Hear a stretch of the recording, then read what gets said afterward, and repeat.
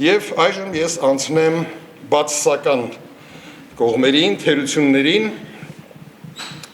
Ամենակարևոր հարցերից մեկը, որը մենք բարձրացրել էինք սահմանադրական դատարանի առաջ, դա սահմանադրական մի հիմնարար սկզբունք էր, եւ այդ հիմնարար սկզբունքը հետեւյալն է. օրենքները, որոնք վատթարացնում են անձի իրավական վիճակը, հետադարձ ուժ չունեն։ Մենք շատ հստակ մեր դիմումում ցույց էինք տվել, որ օրենքը հետադարձ ուժ ունի, նոր պարտավորություններ է դնում մարդկանց վրա, որտեղ պարտավորություն է, որ նրանք ապացուցեն իրենց գույքի օրինականություն եւ պարտավորություն են նրանց, որպեսզի նրանք պահպանեին այն ապացույցները, այն գույքի հետ կապված ապացույցները, որոնք նրանք ձեռք են բերել մինչեւ օրենքի ընդունումը։ Այսինքն, մեր կարծիքով, եթե ապագայի համար կարելի է նման պահանջ դնել, ապա նախկինում ձեռք բերված գույքի հետ կապված նման պահանջ դնելը դա նշանակում է օրենքին տալ հետադարձ ուժ։ Որպեսզի ավելի պատկերավոր լինի, ես կառաջարկեի մի պահ պատկերացնեք, որ ընդունվում է մի անհեթեթ օրենք, որ ձեր հագի շորերը, եթե դուք չհիմնավորեք, որ ձեռք եք բերել խանութից կամ նվեր եք ստացել, համարվում են ապօրինի եւ ձեզանից պետք է վերցվեն։ Այդ պատկերացրեք մի պահ այդպիսի անհեթեթ օրենք է։ Եթե այդ օրենքը ընդունվի, ապա բնական է, որ հետագայում դուք եւ չեկերը կպահպանեք, նվեր ստանալուց հետ մի հատ էլ գրավոր պայմանագիր կստորագրեք, հավանաբար մի հատ էլ նոտարի մոտ գնաք։ Բայց եթե խոսքը վերաբերվի այս պահին ձեր հագած շորերին, հավանաբար գրեթե բոլորդ կհայտնվեք մերկ վիճակում, որովհետև որևէ մեկի մտքով չէր անցել, որ պետք է պահի, ենթադրենք, անցյալ տարի ձեռք բերված շորերի չեկը։ Այս օրենքը նմանատիպ դրույթ է պարունակում այլ գույքի հետ կապված։ Եվ ամենացավալին այն է, որ մեր այս փաստարկը սահմանադրական դատարանը դրան շատ տարօրինակ ձևով անդրադարձ կատարեց։ Սահմանադրական դատարանը նենգափոխեց մեր փաստարկը։ Մեր փաստարկի փոխարեն այն փոխարինեց, կարծես թե մենք ասում էինք, որ ապօրինի գույքը նախկինում պաշտպանված էր, իսկ հիմա ուրեմն դուք հարցականի տակ եք դնում, դրա համար հետադարձություն ունի,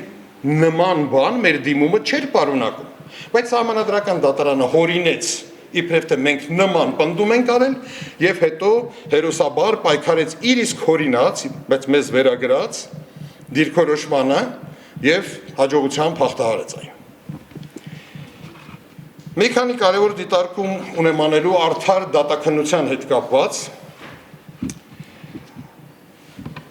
Բանն այն է, որ օրենքը պահանջում է, որ անձը պետք է ապացուցի, որ իր գույքը նախկինում ձեռք բերված օրինական եկամուտներով է ձեռք բերվել։ Բայց շատ հաճախ, հատկապես երբ խոսքը վերաբերում է պետական պաշտոնյաներին, այդ ապացույցները այդ պաշտոնյաների մոտ չեն։ Նրանք գտնվում են պետության ձեռքում։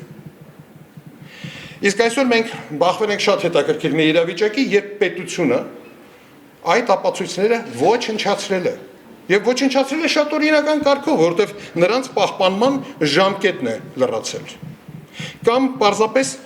կորցրել է պետությունը, որովհետև պատշաճ ձևով ենթադրենք 90-ական, 2000-ական թվականներին այն չի պահվել։ Օրինակ,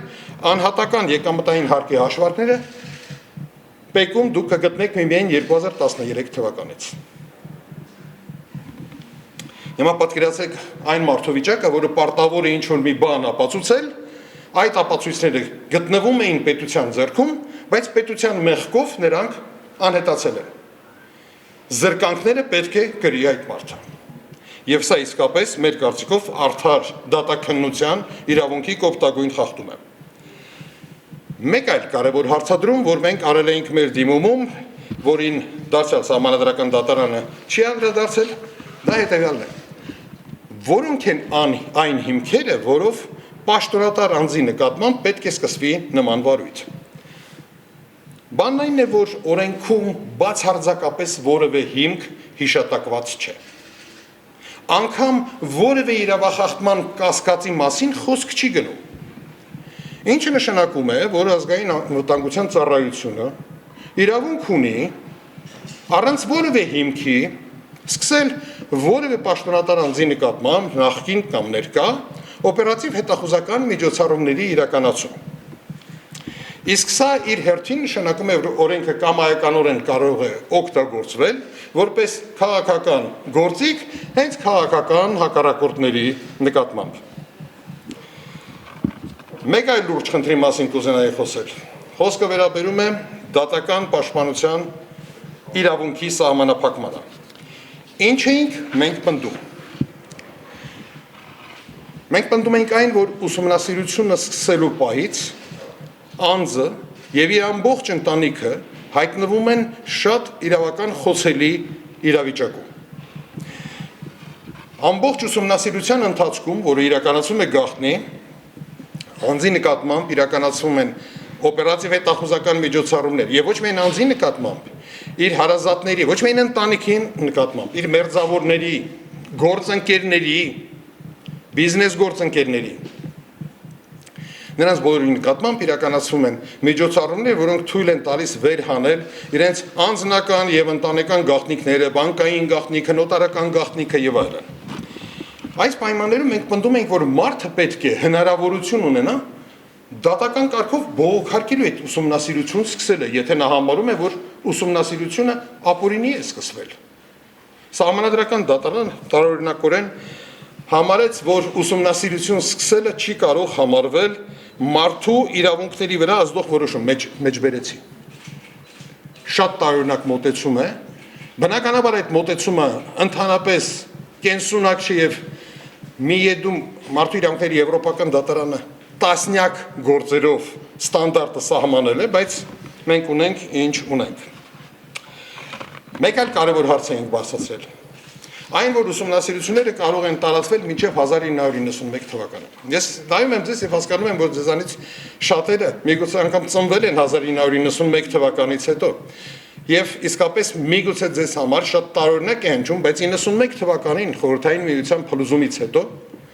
փաստաթղթաշրջանառության նկատմամբ պահանջները բացարձակապես այնպիսին չէին, ինչպես այսօր։ Կար վիթխարի գերակշռող ստվերային տնտեսություն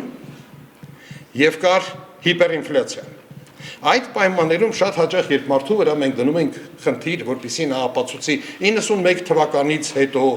ինչ միջոցներով է նա կարողացել այս կամ այն գույքը ձեռք բերել, մենք պրակտիկորեն օբյեկտիվ իրավիճակով պայմանավորված շատ հաճախ անձանց վրա դնում ենք անլուծելի խնդիր։ Սահմանադրական դատարանը այս անգամ էլ ընտրեց լռության տակտիկան։ Հաջորդ հարցը, որ բարձրացրել էինք, դա կողմերի անհավասարությունը եւ մրցակցության սկզբունքի խախտումը։ Ինչ ունենք իրականում։ Իրականում ունենք հետեւյալ իրավիճակը։ Դատախազությունը օժտված է վիթխարի լիազորություններով։ Այն իրավունք ունի հանձնարարելու անձի նկատմամբ եւ իր մերձավորների նկատմամբ օպերատիվ հետախուզական միջոցառումների իրականացում, այն իրավունք ունի պետական բյուջեի միջոցներով պատվիրել տարբեր փորձաքննություններ, այն կարող է օգտվել պետական հարկադրանքի բոլոր միջոցներից։ Իսկ փաստաբանը նման գործիք չունի։ Զավեշտալիորեն Սահմանադրական դատարան ասեց, չէ, սա քանի որ քաղաքացիական դատավարություն է, դուք փաստացի նույն հավասար դիրքերում եք գտնվում, երբ պարզ է, որ դա այդպես չէ։ Իդեպ, քրեական գործերով էլ այդպես չէ, դատախազը ունի շատ ավելի մեծ հնարավորություններ, բայց քրեական դատավարության շրջանակներում սա հարցը մեղմում է նրանով, որ գոյություն ունի անմեղության կանխավարկած։ Այս գործում չկա անմեղության կանխավարկած, գործում է հակառակ կանխավարկածը, մեղավորության կանխավարկածը, գույքի ապօրինի լինելու կանխավարկածը, ապօրինի ծագում ունենալու կանխավարկածը։ Այսինքն եւ դատախազության լիազորություններն են շատ ուռճացված եւ միաժամանակ գործում է այս կանխավարկածը։ Եթե սրան ավելացնենք մի փաստ եւս, որ ստանալով ուսումնասիրության դատախազության 3 տարվա աշխատանքի արդյունքը անձը ունի օրենքով սահմանված ընդամենը 1 ամսյա ժամկետ դիրքորոշում արտահայտելու համար, պարզ է դառնում, որ այստեղ հավասարությունը իսկապես խախտված է։ Սա այլ կերպ քան զավեշտալի չեմ կարող անվանել, ներողություն եմ խնդրում, որ այդպիսի տերմին եմ օգտագործում սահմանադրական դատարանի որոշման հետ կապված, բայց սահմանադրական դատարանը նշել է հետևյալը, որ այդ դատախազությունն է, որ խեղճերը ստիպված 3 տարի այդ տեղեկատվությունը հավաքում են, անձը լավ էլ գիտի, թե այդ ինչ էին հավաքել։ Շատ նման է, որ քրեական գործով մենք մեղադրանքը, երբ քրեական գործը ավարտվի, մեղադրալին հանձնենք մի 2 ժամով, ասենք մի հատ արագ նայի, դու ինքդ էլ լավ գիտես ինչ հանցագործություններ ես կատարել։ Սա իսկապես սահմանադրական դատարանին չզող եզրահանգում էր։ Ասեմ, որ կան բազմաթիվ այլ հարցադրումներ, ժամանակի սովորությունը թույլ չի տալիս ինձ անդրադարձ կատարելու դրանց, չնայած դրանք եւս շատ կարևոր են,